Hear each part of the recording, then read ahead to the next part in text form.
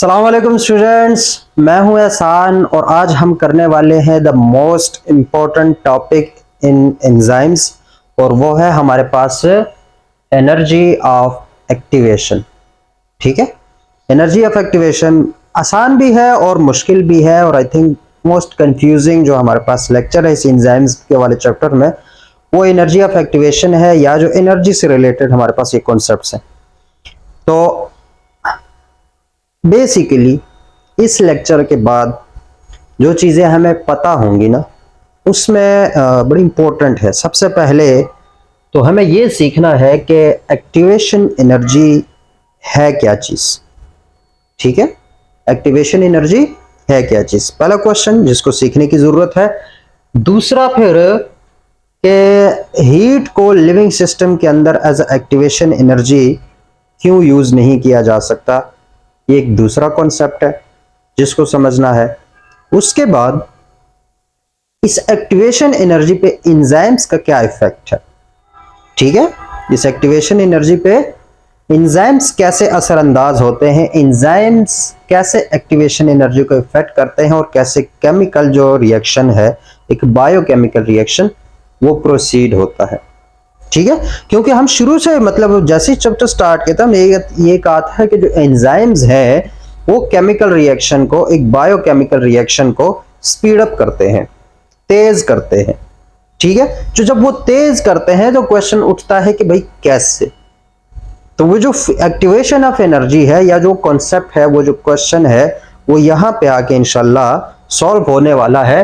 तो सबसे पहले हमें एनर्जी ऑफ एक्टिवेशन को समझना है कि what is energy of activation.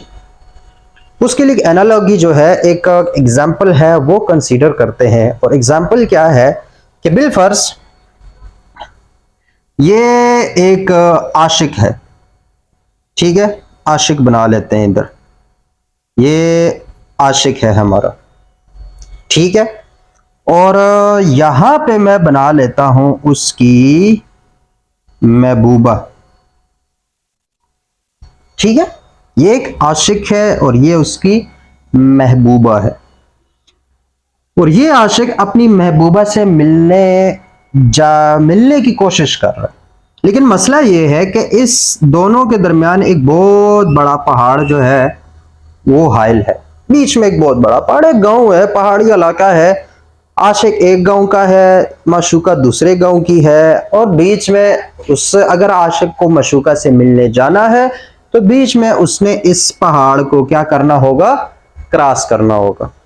ठीक है, अब देखो ये बंदा इस पहाड़ पे चढ़ना शुरू करता है, मुश्किल काम है। ठीक है, जब तक ये बंदा इस पहाड़ के इस चोटी पे नहीं आता तब तक ये आगे जा नहीं सकता, क्योंकि बीच में क्या है, हमारे पास पहाड़ है। तो ये बंदा इस चोटी पे गया, चोटी के बाद जब ये पहुंचा तो अब ठीक है, क्योंकि अब नीचे उतराई है, चढ़ाई उसने खत्म कर दी, अब नीचे उतराई है तो अब इजीली जाके वो अपनी बंदी से मिल सकता है। ठीक है, ये एक कॉन्सेप्ट है।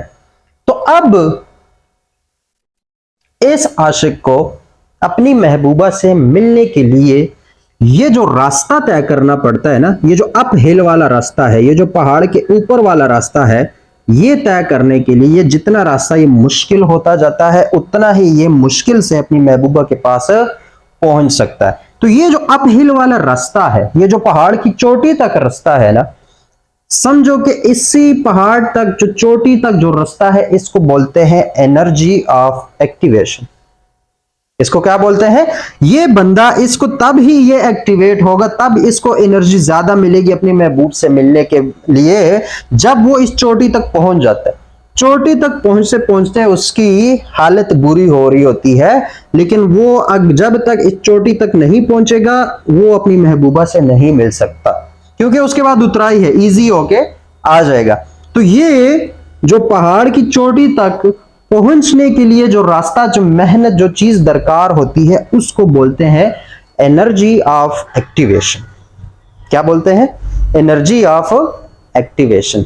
अब इसी एग्जांपल को थोड़ा सा हम केमिस्ट्री की तरफ लेकर आते हैं और केमिस्ट्री के हवाले से इसी एग्जांपल को समझते हैं। ठीक है, ये जो आशिक और मशूका है इसको मैं थोड़े नाम दे देता हूं कि हमारा आशिक है वो ए है। क्या हमारे पास आशिक ए है और मशूका जो है वो बी है। प्रॉपर नाम दूं तो ये हमारे पास एक रिएक्टेंट है, ये हमारे पास एक प्रोडक्ट है।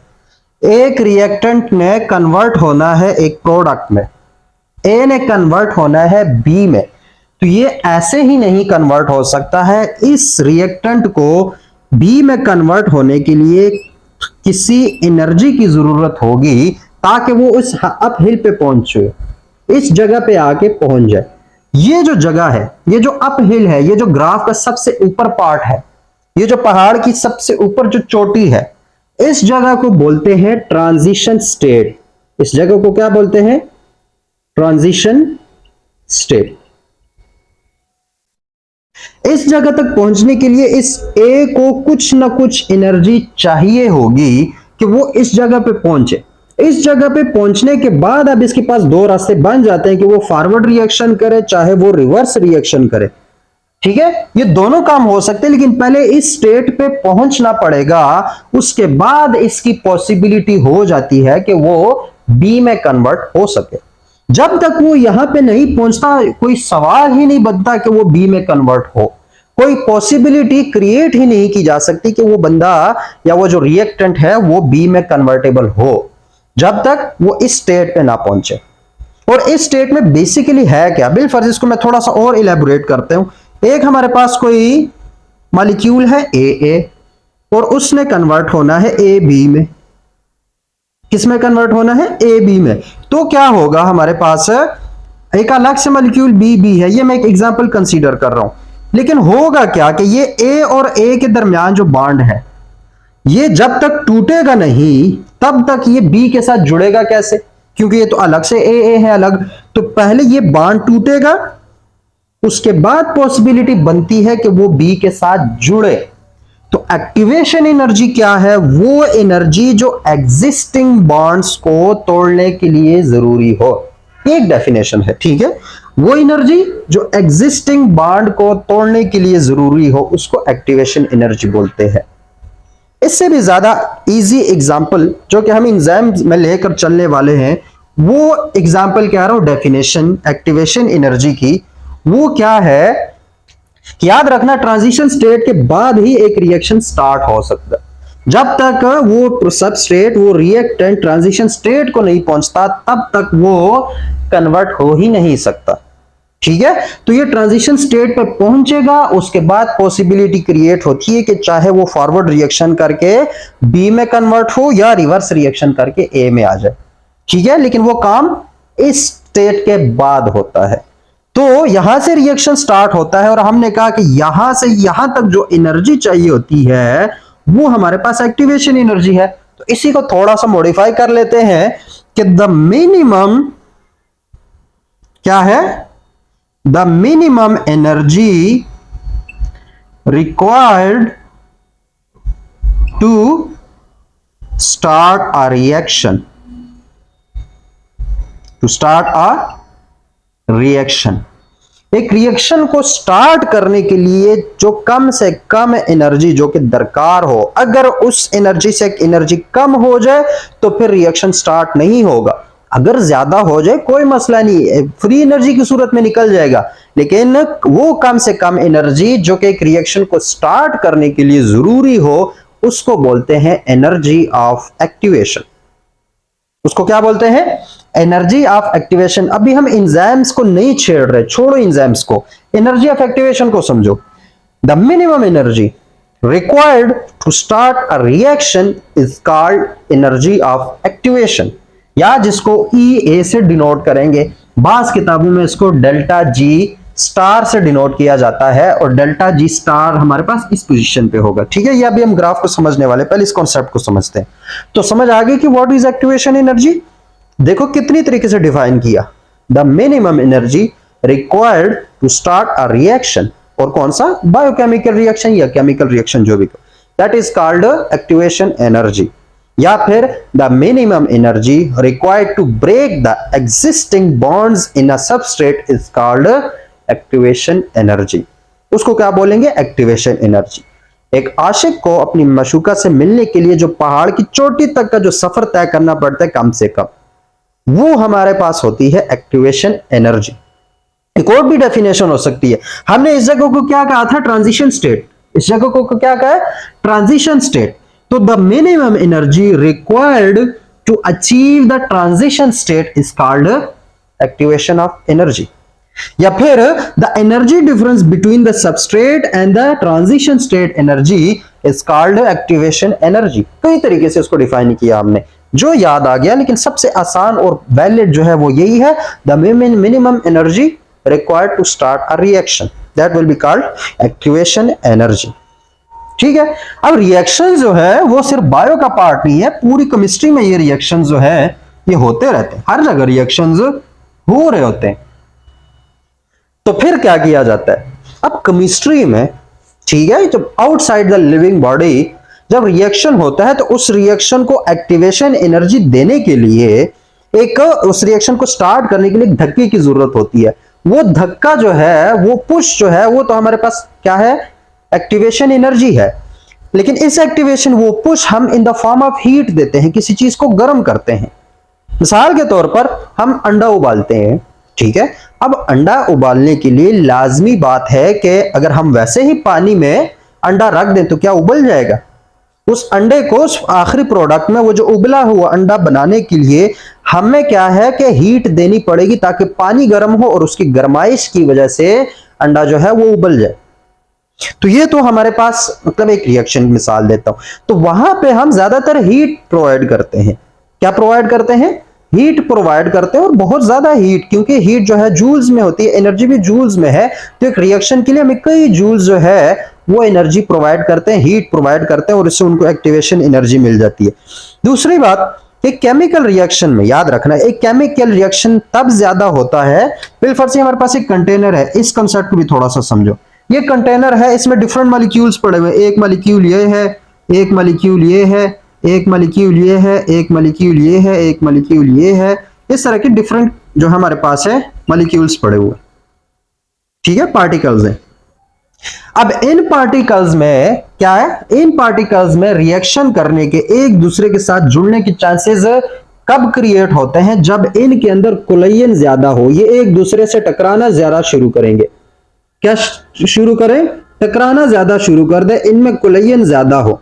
तो जब ये कोलिजन प्रॉपर वे में होती है तो उसके बाद एक रिएक्शन बंद होता है, एक रिएक्शन स्टार्ट होता है, एक सबस्ट्रेट, एक रिएक्टेंट एक प्रोडक्ट के साथ मिल सकता है, एक रिएक्टेंट प्रोडक्ट में कन्वर्ट हो सकता है। लेकिन कब? जब हमारे पास कोलिजन्स हो, एक दूसरे के साथ टकराव ज्यादा हो, और टकराव भी इफेक्टिव कोलिजन हो, ऐसा टकराव जो कि उस रिएक्शन के होने का सबब बने।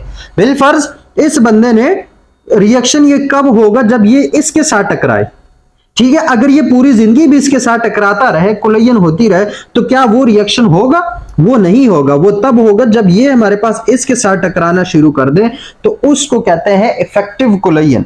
वो कोलिजन जो कि एक प्रोडक्ट वो बनाने के लिए जरूरी हो, उसको बोलते हैं इफेक्टिव कोलिजन्स। लेकिन जितने भी रिएक्शंस होते हैं, उन रिएक्शंस के लिए कोलाइड करना जरूरी है। वो जो सबस्ट्रेट के मॉलिक्यूल्स हैं, वो जो रिएक्टेंट के अंदर जो मॉलिक्यूल्स हैं, उनका कोलिजन होना ज्यादा जरूरी है। और इन कोलिजन्स को, लाजमी बात है, अगर ये ऐसे एक्सेलरेट कर रहे हैं, कोलिजन हो रही है, तो अगर इसको हम काइनेटिक एनर्जी प्रोवाइड कर दें तो ये कोलिजन ज्यादा होगी। वो काइनेटिक एनर्जी हम in the form of heat provide करते हैं, तो वो कोलिजन ज्यादा हो जाती है, और उन कोलिजन्स की वजह से फिर एक रिएक्शन जो है वो होना शुरू हो जाता है। और इस तरीके से उस हीट की सूरत में हम उसकी एक्टिवेशन एनर्जी को क्रॉस करने की, वो क्या कहते हैं, ताकत देते हैं। तो ये केमिस्ट्री में होता है। अब क्वेश्चन ये उठता है कि क्या ये हीट हम लिविंग थिंग्स में भी होती है? मतलब लिविंग थिंग्स में भी जो रिएक्शंस होते हैं, उनके लिए भी हीट ही प्रोवाइड की जाती है एज एक्टिवेशन एनर्जी? तो आंसर है नो। हम मतलब हमारे अंदर हीट जो है वो प्रोवाइड नहीं की जा सकती एज एक्टिवेशन एनर्जी, और उसकी एक रीजन है। व्हाई? क्यों नहीं प्रोवाइड कर सकते? तो उसकी एक रीजन है। रीजन क्या है कि बिलफर्ज हम अपनी ही मिसाल लेते हैं, ह्यूमन बीइंग्स की मिसाल लेते हैं। हमारे हर सेल के अंदर तकरीबन एट अ टाइम 1000 रिएक्शंस हो रहे होते हैं, ठीक है, हर सेल के अंदर, ठीक है। एट अ टाइम मतलब थाउजेंड्स ऑफ रिएक्शंस हो रहे होते हैं। तो हर रिएक्शन को अगर हम हीट प्रोवाइड करना शुरू कर दें तो होता क्या है कि हम बने हैं, जितने भी लिविंग थिंग्स है उनका सेल बना होता है बड़े सेंसिटिव प्रोटीन्स का। किसका बना होता है? प्रोटीन्स का बना होता है। तो अब ये प्रोटीन मतलब इसी प्रोटीन्स के राइबोसोम्स है, इसी प्रोटीन्स के हमारे पास सेल मेम्ब्रेन है, इसी बाकी मेम्ब्रेन्स है, कई जगह जितने भी स्ट्रक्चर्स है मैक्सिमम हमारे पास प्रोटीन है। और ये प्रोटीन होते हैं temperature sensitive. Temperature sensitive protein वाले लेक्चर में हमने इस बात को जो है डिस्कस किया था कि प्रोटीन टेम्परेचर सेंसिटिव होते हैं। अगर इनको थोड़ा टेम्परेचर ज्यादा मिलना शुरू हो जाए तो ये खुद ही डिनेचर हो जाएंगे, हमारी स्ट्रक्चर ही चेंज हो जाएगी, हमारी साख्त ही चेंज हो जाती है, हमारी जो प्रोटीन है वो ही डिनेचर हो जाएंगी, वो पिघल जाएंगी। तो फिर वहां पे अगर हम हीट, एक रिएक्शन के लिए अगर कई जूल्स में हीट चाहिए है तो वो जो इतने सारे रिएक्शंस हो रहे हैं, क्या हम सारों को जो है वो हीट प्रोवाइड करना शुरू कर देंगे? ऐसा तो पॉसिबल ही नहीं है, क्योंकि प्रोटीन्स डिनेचर हो सकती हैं, प्रोटीन्स टेम्परेचर सेंसिटिव है। दूसरी बात, हमारी जितनी भी बॉडी है, जितने भी लिविंग ऑर्गेनिज्म है, मैक्सिमम वो आइसोथर्मल कंडीशन पे काम करते हैं। इस पे आइसोथर्मल कंडीशंस पे, सेम टेम्परेचर पे काम करते हैं। बिल्फर्स हमारी बॉडी के टेम्परेचर देख लो 37.5 समथिंग है, तो अगर वो इससे थोड़ा सा 1-2 डिग्री भी हो जाए तो हम बुखार की वजह से जो है वो कोई काम ही नहीं कर पाते, हमारी तबीयत इतनी बिगड़ी होती है सिर्फ थोड़ा सा बढ़ाने से। आइसोथर्मल कंडीशंस में सारा काम हो रहा होता है, तो वहां पे अगर हम हीट देंगे तो उस हीट से तो हमारा प्रोटीन ही डिनेचर कर जाएगा। रिएक्शंस क्या खाक होगा जब स्ट्रक्चर ही नहीं होगा, जिस कंटेनर में रिएक्शन हो रहा है वो कंटेनर ही ना हो तो रिएक्शन कहां से होगा? तो वहां पे लिविंग थिंग्स में हीट को एज एक्टिवेशन एनर्जी हम यूज नहीं कर सकते। ठीक है, ये बात क्यों नहीं यूज करते वो मैंने बता दिया, क्योंकि प्रोटीन डिनेचरिंग का प्रोसेस जो है वो शुरू हो सकता है, क्योंकि हमारी बॉडी या लिविंग बॉडी आइसोथर्मल कंडीशंस पे काम करती है। तो जब इस तरह के क्वेश्चन हो तो फिर हमारे पास आता है कि क्या इस इतनी सारी जो एनर्जी है इसको देना लाजमी है, क्या और तरीका नहीं है? क्या हमारे बॉडी में अगर हम टेम्परेचर नहीं दे रहे तो फिर रिएक्शंस कैसे हो रहे हैं? तो वहां पे अब हमें पता चल जाता है कि अच्छा, वहां पे आके एंजाइम्स यूज होते हैं। वो जो एंजाइम्स हैं वो बेसिकली वो एक्टिवेशन एनर्जी के साथ छेड़छाड़ करते हैं और हमारे रिएक्शन जो है वो स्टार्ट हो रहे होते हैं। लेकिन अगेन क्वेश्चन उठता है कि क्या, कैसे वो एक्टिवेशन एनर्जी पे क्या इफेक्ट डालते हैं? तो याद रखना कि वही जो यहाँ पे बंदा था, अगर उस बंदा या इतना चढ़ रहा है तो उसके हाथ में अगर हम कुछ एंजाइम दे दें या कोई और डिवाइस दे दें, जिस डिवाइस से वो इस पहाड़ को थोड़ा काटना शुरू कर दे, तो ये पहाड़ यहां से कट जाए तो अब उस बंदे को थोड़ी चढ़ाई चढ़नी पड़ेगी और अपने महबूबा तक पहुंच पाएगा। सेम यही सिनेरियो के साथ अगर ये एक्टिवेशन एनर्जी कम हो जाए एक रिएक्शन को स्टार्ट करने के लिए, तो ये रिएक्शन जल्दी स्टार्ट हो जाएगा। ठीक है, ये बात याद रखना, एंजाइम्स के हवाले से ये बात याद रखना, एंजाइम्स रेट ऑफ रिएक्शन पे इफेक्ट करते हैं, ना कि इक्विलिब्रियम ऑफ रिएक्शन पे। ये बात याद रखना, ठीक है। रेट ऑफ रिएक्शन, जो रिएक्शन देर से स्टार्ट होने वाला था, कई अरसा गुजरने वाला था, उसी रिएक्शन को वो जल्दी से स्टार्ट कर देते हैं। और कैसे वो जल्दी से स्टार्ट कर लेते हैं? वो एक्टिवेशन एनर्जी को लो कर देते हैं। ये बात याद रखना, ये कहीं पे लिख लो, ठीक है। Effect of enzyme on activation energy, तो एंजाइम्स जो है, enzymes lower the activation energy, वो एक्टिवेशन एनर्जी को कम करते हैं। जितने एक्टिवेशन एनर्जी कम होगी उतने ही ज्यादा चांसेस होंगे कि ज्यादा मॉलिक्यूल्स प्रोडक्ट्स में कन्वर्ट हों। ठीक है, यहां तक पहुंचते पहुंचते शायद जो है ना ज्यादातर मॉलिक्यूल्स को काइनेटिक एनर्जी ना मिले, तो बहुत कम मॉलिक्यूल्स ऊपर तक पहुंचेंगे। लेकिन अगर ये ग्राफ हम छोटा कर दें, अगर ये किसी तरीके से ये ग्राफ छोटा हो जाए, यहां तक एनर्जी थोड़ी कम हो जाए, ये ग्राफ किसके दरमियान होता है? फ्री एनर्जी के दरमियान होता है। तो अगर एनर्जी अब थोड़ी कम मिलना शुरू हो जाए तो थोड़ी सी एनर्जी से यहां तक ज्यादा मॉलिक्यूल्स पहुंच जाएंगे और ज्यादा प्रोडक्ट्स बनने के चांसेस ज्यादा हो जाते हैं। तो अगर एक्टिवेशन एनर्जी कम हो तो रिएक्शन विल बी फास्टर, अगर एक्टिवेशन एनर्जी ज्यादा है तो रिएक्शन विल बी स्लोवर। ये बात याद रखना, ठीक है। इनवर्स है, रेट का एक्टिवेशन एनर्जी से क्या लेना देना? एक्टिवेशन एनर्जी एक रिएक्शन की ज्यादा है तो रेट ऑफ रिएक्शन कम होगा। अगर एक्टिवेशन एनर्जी की रिएक्शन की कम है तो रेट ऑफ रिएक्शन ज्यादा होगा। ये चीज याद रखना, ठीक है। तो एंजाइम्स क्या करते हैं, एंजाइम्स हमारे पास लोअर दी एक्टिवेशन एनर्जी, वो एक्टिवेशन एनर्जी को कम करते हैं। जब एक्टिवेशन एनर्जी कम होती है तो फिर इसी एंजाइम्स की वजह से हमारे पास वो रिएक्शन जल्दी हो जाता है और वो प्रोडक्ट जल्दी बन जाता है। अगला क्वेश्चन ये उठता है कि कैसे, how enzyme lowers the activation energy. जो नेक्स्ट क्वेश्चन है कि how enzymes lower the activation energy. तो इसके लिए एंजाइम्स कई तरीके की कैटालिटिक स्ट्रेटजीज अपनाता है। कई एंजाइम्स कई तरीकों से उस एक्टिवेशन एनर्जी को लो कर देते हैं, ठीक है। उनके लिए वो क्या है, आंसर क्या करना है, कैटालिटिक स्ट्रेटजीज जो है वो अपनाता है। उसमें से क्या है, एक हमारे पास है एसिड बेसिस वाली जो स्ट्रेटेजी है, एसिड बेस वाली स्ट्रेटेजी या पीएच वाली स्ट्रेटेजी इसको बोलते हैं। अब एसिड हो या बेस हो, उनमें एक बेसिक चीज इन्वॉल्व है और वो है हमारे पास प्रोटॉन्स। क्या है, protons. Acid proton donor, base proton acceptor, ठीक है। तो अगर एसिड बेसिस कैटालिटिक स्ट्रेटेजी है तो इसके मुताबिक बाज़ दफा क्या होता है कि अगर एक सबस्ट्रेट को हम कोई प्रोटॉन दे तो वो प्रोडक्ट में कन्वर्ट हो सकता है, बाज़ दफा अगर उससे प्रोटॉन ले तो वो प्रोडक्ट में कन्वर्ट हो सकता है। तो एंजाइम्स भी बेसिकली ये करते हैं, जब सबस्ट्रेट उनके एक्टिव साइट में आ जाता है तो वो देखता है कि यार इस सबस्ट्रेट को प्रोटॉन देने की जरूरत है या प्रोटॉन लेने की जरूरत है। तो अगर उसको देने की जरूरत हो तो उसको प्रोटॉन दे देता है, वो कन्वर्ट हो जाता है। जब वो कन्वर्ट हो जाता है उसके प्रोडक्ट से प्रोटॉन छीन लेता है अपने लिए, ठीक है, खुद यूज नहीं होता।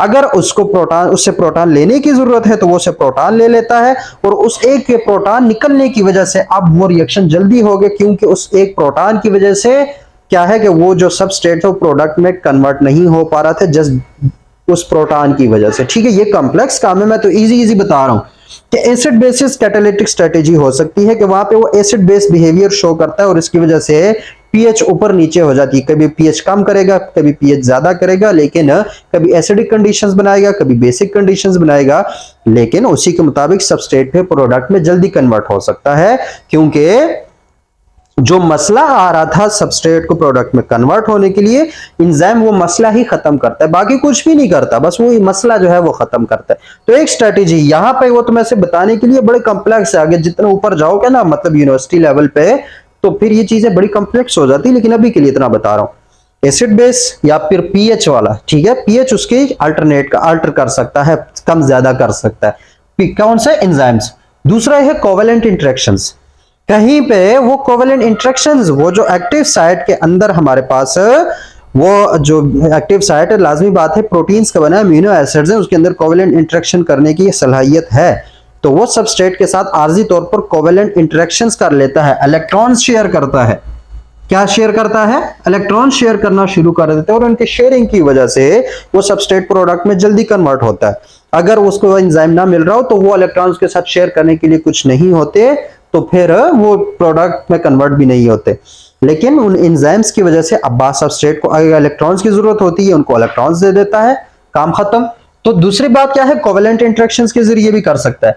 तीसरा, एंजाइम हमारे पास इलेक्ट्रोस्टैटिक इंटरेक्शंस। इलेक्ट्रोस्टैटिक क्या होते हैं, मतलब पॉजिटिव नेगेटिव, पॉजिटिव और नेगेटिव सीन जो है वो आ जाता है। बाज दफा हमारे पास एंजाइम्स जो है, एंजाइम्स के अंदर हमने कहा था कि ये चार्ज बेयरिंग एक्टिव साइट है। जो एक्टिव साइट है वो हमारे पास होती है चार्ज बेयरिंग 3D स्ट्रक्चर, तो उसमें डिफरेंट चार्जेस होते हैं, कोई अमीनो एसिड पॉजिटिव, कोई अमीनो एसिड नेगेटिव।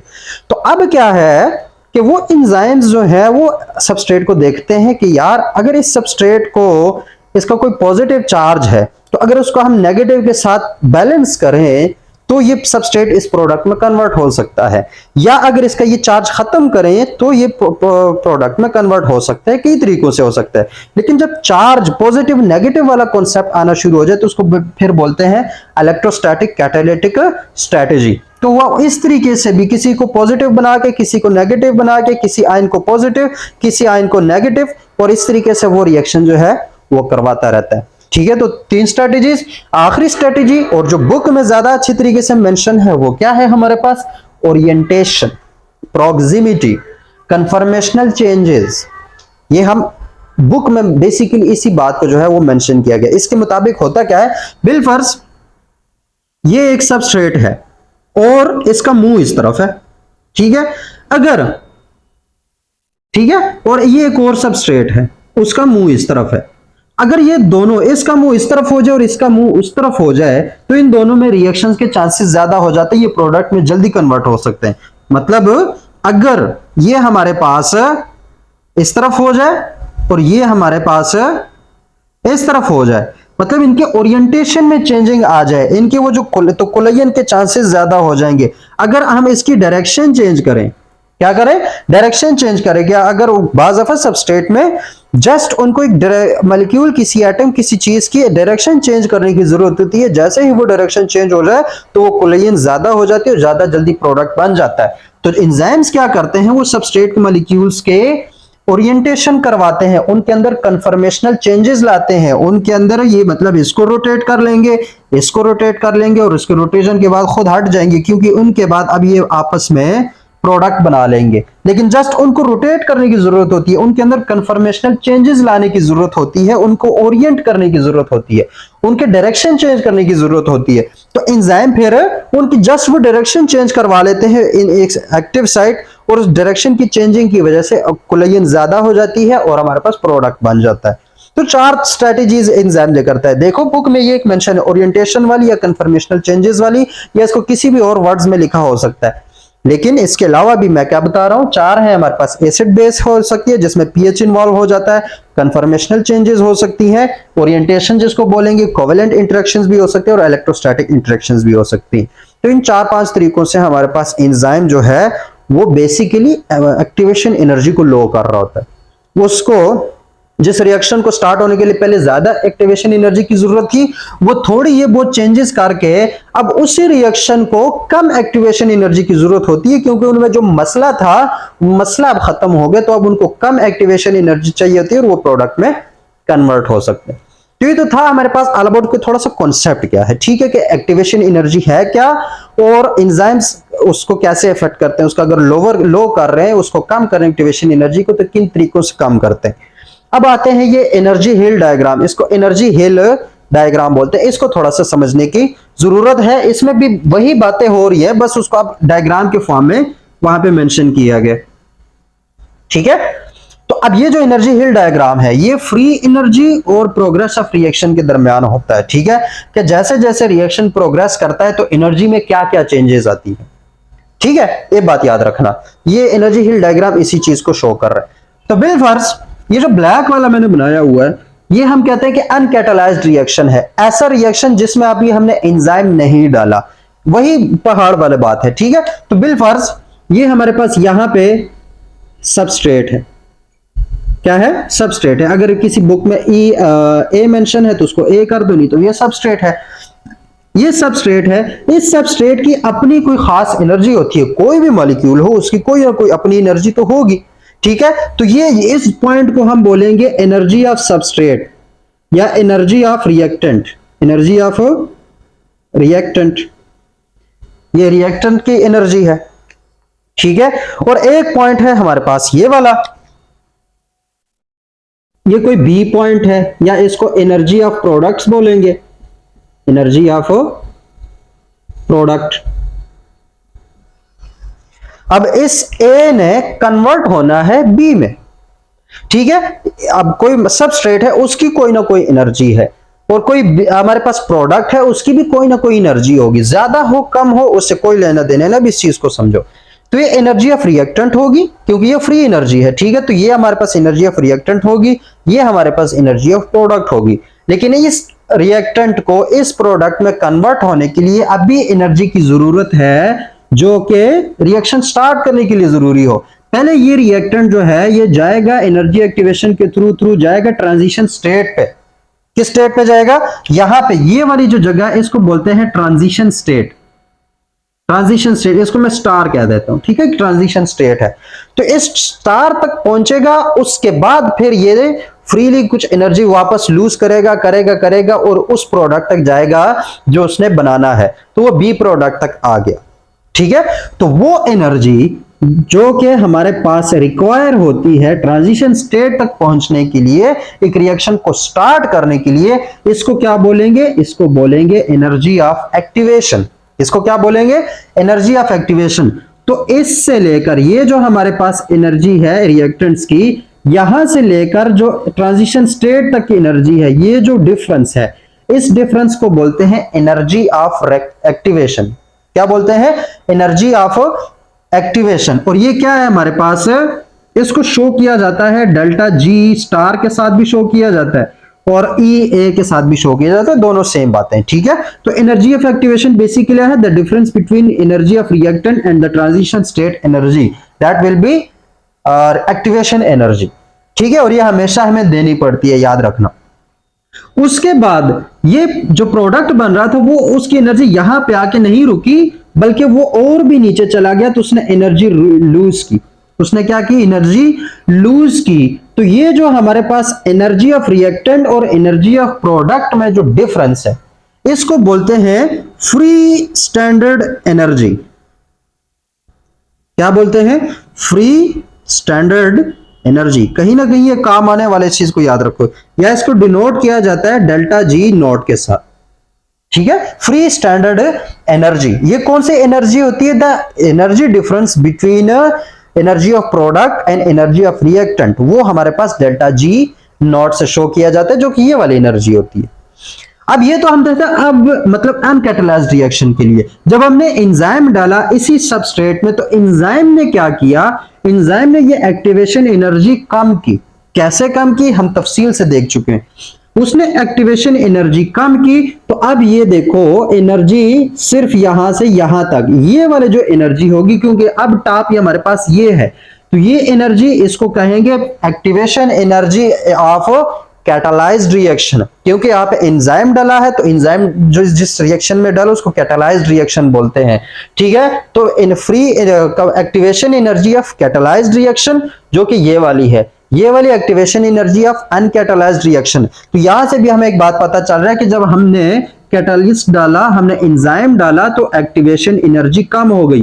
पहले इतनी सारी थी, इतनी ज्यादा डिफरेंस थी, अब थोड़ी सी कम हो गई है। विल फर्ज मैं इसको वैसे ही नेमिंग कर देता हूं, ठीक है। ये कोई साइंटिफिक बात नहीं, इससे समझाने के लिए कि बिल फर्ज ये 2 है, ये 5 है, ये 8 है, ये 12 है, और ये हमारे पास 15 है, ऐसे, ठीक है। तो अब देखो स्टार्ट हुआ था 5 से और ट्रांजिशन स्टेट कहां पे है? 15 पे है। तो इनका जो डिफरेंस है, जो 10 किलो जूल बिल फर्ज मैं कह देता हूं, वो एक्टिवेशन एनर्जी थी जब एंजाइम नहीं था डाला। लेकिन जब एंजाइम डाला तो अब देखो कितनी एक्टिवेशन एनर्जी रिक्वायर है, 5 और 8 का डिफरेंस कितना है? 3। तो जब एंजाइम डाला तो अब सिर्फ 3 किलो जूल एनर्जी चाहिए एक रिएक्शन को स्टार्ट होने के लिए। जब एंजाइम नहीं था तो ज्यादा एनर्जी चाहिए थी, जब एंजाइम है तो कम एनर्जी चाहिए, तो ये वाला रिएक्शन जल्दी होगा। ये वाला रिएक्शन क्या होगा? जल्दी होगा। उसके बाद याद रखना एनर्जी ऑफ रिएक्टेंट। अब इस चीज को देखो, ये जो हमारे पास है, ये किसी बुक में पार्ट नहीं है, एक्स्ट्रा बता रहा हूं। ये एनर्जी ऑफ रिएक्टेंट है, ये एनर्जी ऑफ प्रोडक्ट है, जो दोनों का डिफरेंस है उसको फ्री स्टैंडर्ड एनर्जी बोलते हैं। बिलफर्ज इसी को मैं बात करता हूं। हमारे पास इनिशियल स्टेट पे एनर्जी कितनी थी? 5 थी। कितनी थी? 5।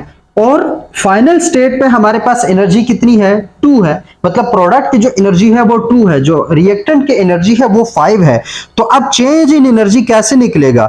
चेंज इन एनर्जी हमारे पास होता है फाइनल माइनस इनिशियल, ऐसा ही है। तो चेंज इन एनर्जी अगर हम यहां से निकालते हैं तो फाइनल 2 थी, इनिशियल 5 थी, तो डेल्टा जी नॉट हमारे पास कितना आएगा? -3। क्या होगा हमारे पास?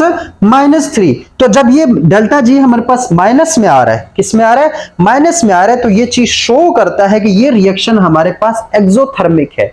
ये रिएक्शन एनर्जी रिलीज करेगा। क्यों रिलीज करेगा? क्योंकि हमारे पास डेल्टा जी नॉट जो है वो माइनस में आ रहा है, ये एक्सोथर्मिक रिएक्शन को शो करेगा। या इसको एक और नाम दिया जाता है फ्री गिब्स एनर्जी, जिसको बोलते हैं, जिसकी वजह से ये जी लिखा जाता है, फ्री गिब्स एनर्जी। ये आगे यकीन मानो बायोकेमिस्ट्री का अगर तुम लोग चूज करते हो, या आगे कोई भी बायो से रिलेटेड चूज करो, लेकिन उसमें ये गिब्स एनर्जी तुम लोगों की जान नहीं छोड़ने वाली। तो अभी के लिए थोड़ा सा इसको समझो कि ये हमारे पास गिब्स एनर्जी होती है। तो अगर ये नेगेटिव आई आपके सामने, ये चीज क्या है? ये नेगेटिव, तो इसका मतलब ये जो रिएक्शन है ये हमारे पास क्या है?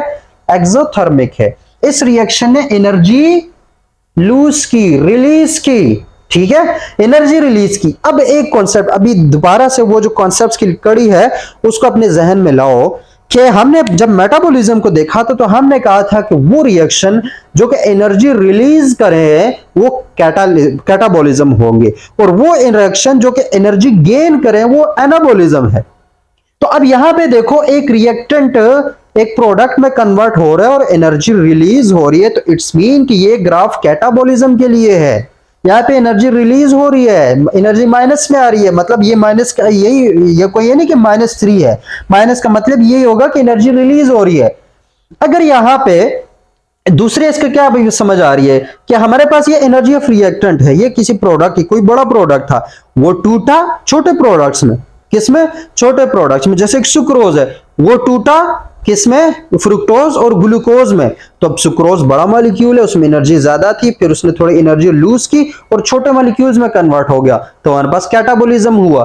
तो कैटाबॉलिज्म हमारे पास क्या है, यहां से इस ग्राफ से अगर कैटाबॉलिज्म के लिए ग्राफ ड्रा करना है तो इस तरीके से होगा।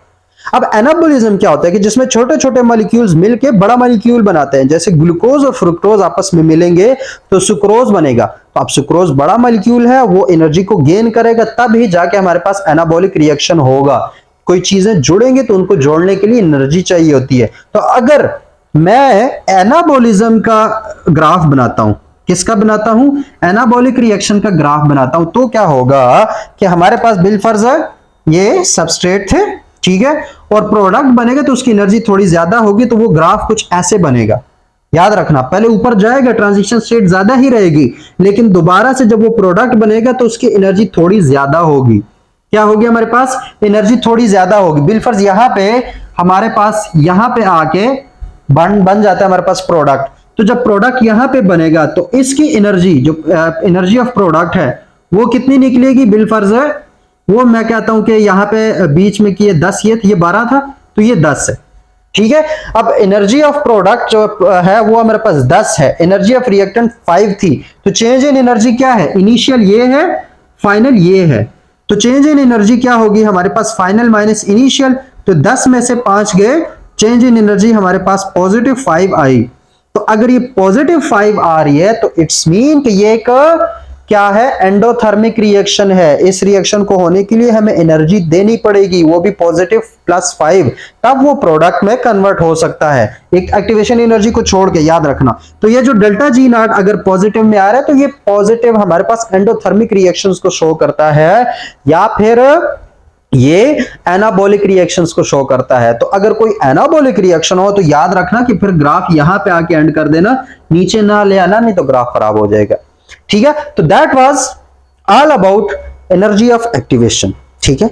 एनर्जी ऑफ एक्टिवेशन की अगर थोड़ी सी हम समरी की बात करें तो देखो, एनर्जी ऑफ एक्टिवेशन में हमने क्या बात की कि what is activation energy. So the minimum energy required to start a chemical reaction will be called activation energy, ठीक है। बाकी भी डेफिनेशन है वो लेक्चर्स के अंदर थी। उसके बाद why we can't use heat in our living system. अब एक्टिवेशन एनर्जी के तौर पर अगर हम हीट लिविंग सिस्टम में क्यों प्रोवाइड नहीं कर सकते, तो उसकी एक रीजन है, क्योंकि हमारे जो जितने भी लिविंग थिंग्स है वो प्रोटीन्स के ज्यादातर बने, और प्रोटीन हमारे पास टेम्परेचर सेंसिटिव है, तो इसकी वजह से अगर हम हीट देंगे तो वो डीनेचर हो सकते हैं। दूसरी बात यह है कि बॉडी जो है वो आइसोथर्मल कंडीशन पे काम करती है, उस पर टेम्परेचर चेंजिंग उसको बर्दाश्त ज्यादा नहीं कर पाती, ठीक है। तो ये दो रीजन है, इसलिए हम हीट को एज एक्टिवेशन एनर्जी यूज नहीं कर सकते। तो अगर हीट को एज एक्टिवेशन एनर्जी यूज नहीं करते तो हम फिर क्या करते हैं, हमारे अंदर एंजाइम्स हैं, वो एंजाइम्स हमारे लिए एक्टिवेशन एनर्जी को कम करती है। कैसे कम करती है, एसिड बेस कैटालाइसिस भी हो सकती है, इलेक्ट्रोस्टैटिक इंटरेक्शन भी हो सकते हैं, कोवेलेंट इंटरेक्शन भी हो सकते हैं, और प्रॉक्सिमिटी या ओरिएंटेशन या conformational changes in the substrate वो भी हो सकते हैं, और इस तरीके से एक्टिवेशन एनर्जी कम हो जाती है। उसके बाद फ्री एनर्जी क्या है, एक्टिवेशन एनर्जी क्या है, और हमारे पास एनर्जी ऑफ रिएक्टेंट क्या है, एनर्जी ऑफ प्रोडक्ट क्या है, कैटाबॉलिज्म के लिए एनर्जी का ग्राफ कैसे शो होगा, एनाबॉलिज्म के लिए एनर्जी का ग्राफ कैसे शो होगा, अगर डेल्टा जी नॉट पॉजिटिव आए तो उसका क्या मतलब होगा, और डेल्टा जी नेगेटिव आए तो उसका क्या मतलब होगा। That was all about energy of activation. तो होप सो कि आपको काफी सारी बातों का पता भी चल गया, और काफी सारी नई बातें जो है वो भी सीखने को मिली है। तो इंशाल्लाह मिलते हैं एक और लेक्चर में एक और टॉपिक के साथ। तब तक के लिए अपना ख्याल रखना और मुझे दुआओं में याद रखना। अल्लाह हाफिज।